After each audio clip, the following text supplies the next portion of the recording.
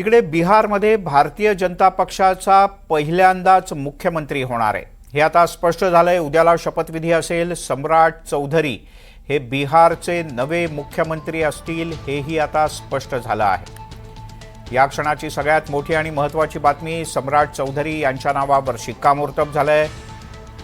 काल दिवसभर सम्राट चौधरी यांच्या नावाची चर्चा होती, पण आज भारतीय जनता पक्षाने त्यावर शिक्कामोर्तब केलंय। रामराजे शिंदे आपले प्रतिनिधी आपल्यासोबत जोडले गेलेत। अखेर रामराजे, बिहारला नवा मुख्यमंत्री मिळाला तर? बिलकुल, अखेर जी प्रतीक्षा होती ती आता संपलेली आहे आणि विधिमंडळ पक्षाची जी बैठक होती त्या बैठकीमध्ये सम्राट चौधरी यांचं नाव विधिमंडळ नेता म्हणून पुढे करण्यात आलं आणि त्यानुसार त्यांची निवड पण झालेली आहे। 56 वर्षाचे आहेत सम्राट चौधरी।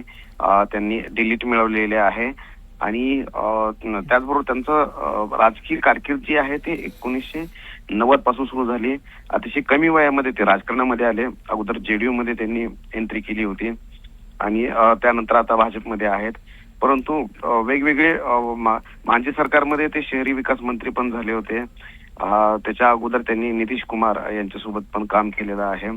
कृषी मंत्री सुद्धा ते झाले होते राबडी देवीच्या सरकारमध्ये आणि त्यानंतर 2017ला भाजपमध्ये त्यांनी एंट्री केली। 2018ला भाजपचे ते प्रदेश उपाध्यक्ष झाले। त्यानंतर 21ला पंचायती राज मंत्री झाले आणि त्यानंतर 23ला भाजपचे ते प्रदेशाध्यक्ष झाले।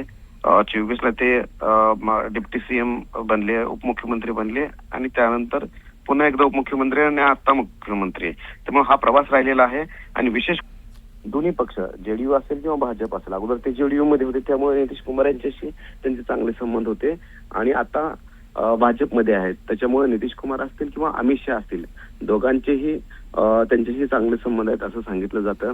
आणि जर कास्ट कॅल्क्युलेशन केलं तर लव आणि कुश ही जी जात आहे, कुर्मी आणि आणखीन एक जात आहे, तर त्या जमातीमध्येच प्राबल्य जे आहे ते सम्राट चौधरी यांचं आहे आणि म्हणूनच त्यांचं नाव जे आहे ते पुढे करण्यात आलं होतं। विधिमंडळ पक्षाचं जी बैठक झाली त्यामध्ये शिक्कामोर्तब झालेलं आहे। त्याच्या अगोदर नितीश कुमार यांनी राजीनामा दिला आणि सांगितलं की नवीन सरकार जे असणार आहे तर त्याला आपला पूर्णपणे पाठिंबा असेल। बरोबर, रामराजे आणि जेडीयूत प्रदीर्घ काळ त्यांनी काढल्यामुळे स्वाभाविक नितीश कुमार आणि या सगळ्या चळवळीतल्या नेत्यांशी त्यांची ओळख परिचय असेल आणि म्हणून कदाचित नितीश कुमार यांच्याकडूनही या नावाला लवकर सहमती मिळालेली असू शकते। रामराजे, तुर्तास धन्यवाद या सगळ्या सविस्तर माहितीबद्दल। त्यामुळे उद्याला हा शपथविधीचा कार्यक्रम होणार आहे।